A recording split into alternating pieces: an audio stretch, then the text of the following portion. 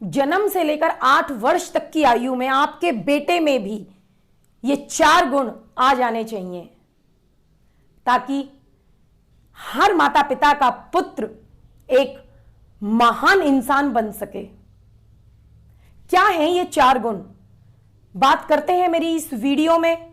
आप अवश्य देखें, मेरी पेरेंटिंग सीरीज 4th है। सभी पेरेंट्स 4 कदम बढ़ाएं और अपने पुत्र में इन 4 गुणों को विकसित करें।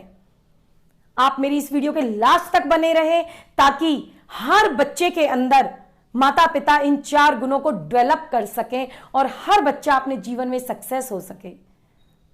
आई am Rekha Sharma, hypnotherapist and mind trainer. Welcome to Shivansh world. दोस्तों, आप अपने पुत्र को एक जिम्मेदार व्यक्ति बनाना सिखाएं। अपने घर के छोटे छोटे काम अपने बेटे को करने के लिए दीजिए। उसकी पुस्तकें, उसके खिलौने, उसका अन्य सामान अपने स्थान पर रखने के लिए प्रेरित करें। आप अपने बेटे को उसकी शक्ति से परिचित कराएं, अन्यथा वो जीवन में, भविष्य में शक्तिहीन हो जाएगा, सफल नहीं हो पाएगा। दोस्तों, यह सब तभी हो सकता है जब जन्म से लेकर 8 वर्ष तक की आयु में आपके पुत्र में ये 4 गुण विकसित होंगे। तभी वह डिसिप्लिन्ड हो पाएगा, तभी वह अपनी पावर को पहचान पाएगा और अपनी लाइफ में सक्सेस हो पाएगा। 4 गुण। नंबर 1 प्यार, 2 डिसिप्लिन, अनुशासन, नंबर 3 आदर, विनम्रता, एंड नंबर 4 उपकार, ग्रेटिट्यूड। अगर इन 4 गुणों को बच्चे के अंदर विकसित कर दिया जाता है तो वह अपने जीवन में सफल होने से नहीं रुक सकता है। दोस्तों, प्यार, बच्चे का लविंग नेचर बनाएं, बच्चे के अंदर प्यार वाली भावनाएं क्रिएट करें। चाहे वह नेचर से प्यार करना सिखाएं, चाहे घर में पेट हो उसको प्यार करे, या फिर घर में अगर सिबलिंग्स हैं, 2 बराबर के बच्चे हैं, तो उनको आपस में खाने दीजिए, खेलने दीजिए, फाइट करने दीजिए। पेरेंट्स को बीच में इंटरफेयर नहीं करना चाहिए, क्योंकि उन 2 बच्चों के बीच में जो लव बॉन्ड है मजबूत होता है। फ्रेंड्स, लविंग नेचर होगा तो बच्चे को हर जगह से भी प्यार मिलेगा और वह अपनी लाइफ में सक्सेस होगा। दूसरा, अनुशासन। अपने बेटे को डिसिप्लिन सिखाएं कि जिंदगी में डिसिप्लिन का, अनुशासन का कितना महत्व है।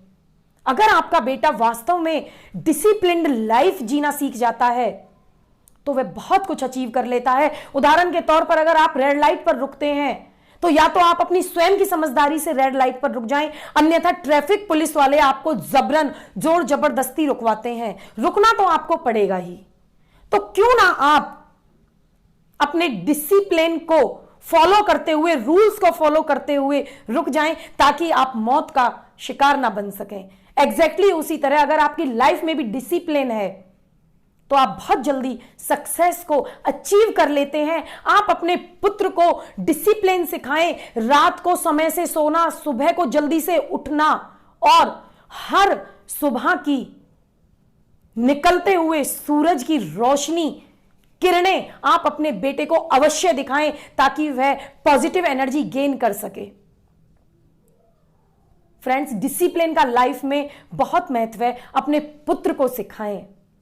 नंबर 3 आदर। आप अपने पुत्र को आदर की भावनाएं विकसित करने को कहें, विकसित करें। और ऐसा तभी हो सकता है कि आप अपने बेटे के उदाहरण बनकर पेश हों, ना कि बोलने से। अगर आपका पुत्र रेस्पेक्ट करना सीख जाता है, आदर का गुण उसके अंदर है, बड़े बुजुर्गों का आदर करना सीख जाता है, चरण स्पर्श करता है, बहुत बड़ा गुण है ये आपके पुत्र के अंदर, जो उसको जीवन में बहुत कुछ अचीव करा सकता है। फ्रेंड्स, और हमेशा सिखाएं कि स्पीक पोलाइटली, विनम्रता से बोलें, ऊंची आवाज में ना बोलें, अपनी टोन को हाई ना करें। नंबर 4 उपकार।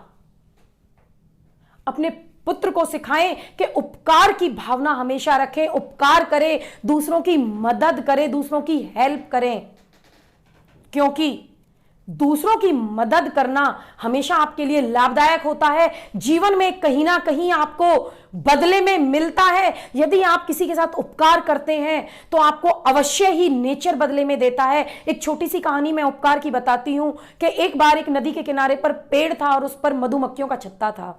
मधुमक्खियों की एक रानी भी थी जो हवा के तेज झोंके से पानी में गिर गई और पानी के बहाव के साथ बहती हुई चली गई। अन्य मधुमक्खियों ने उड़ते हुए कबूतर को देखा और रोका और बोला कि हमारी रानी पानी में गिर गई, हम इसको कैसे बचाएं और पानी के बहाव के साथ बहे जा रही है। कबूतर ने उड़ना शुरू किया और देखा कि मधुमक्खियों की रानी पानी में बहती हुई जा रही है, इसको मैं कैसे बचाऊं।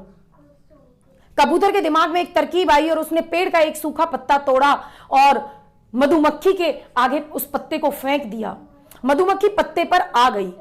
अब कबूतर ने सोचा कि मधुमक्खी को मैं बाहर कैसे निकालूं, इस रानी को मैं बाहर कैसे निकालूं। फिर कबूतर ने सूखे पत्ते को उस पानी में से बाहर निकालकर पेड़ के किनारे रख दिया, पेड़ के नीचे रख दिया। देखा कि मधुमक्खी बेहोश पड़ी है। थोड़ी देर में मधुमक्खी को होश भी आया, हिलने भी लगी और अंत में वह उड़ गई।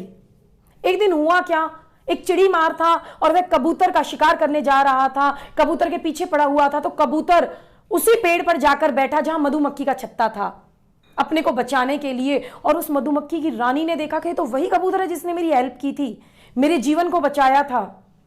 तो उसने सभी अपनी जूनियर मधुमक्खियों को, अपने साथी मधुमक्खियों को बोला कि हमें इस कबूतर की जान बचानी है क्योंकि इसने मेरी जान बचाई थी। तो सारी मधुमक्खियों ने मिलकर क्या किया कि उस चिड़ी मार की तरफ गई और उसको काटना शुरू कर दिया और तुरंत ही बंदूक चिड़ी मार के हाथ से नीचे गिर गई और कबूतर झट से उड़ गया। कबूतर सोचने लगा कि आज मेरा किया हुआ उपकार काम आया है।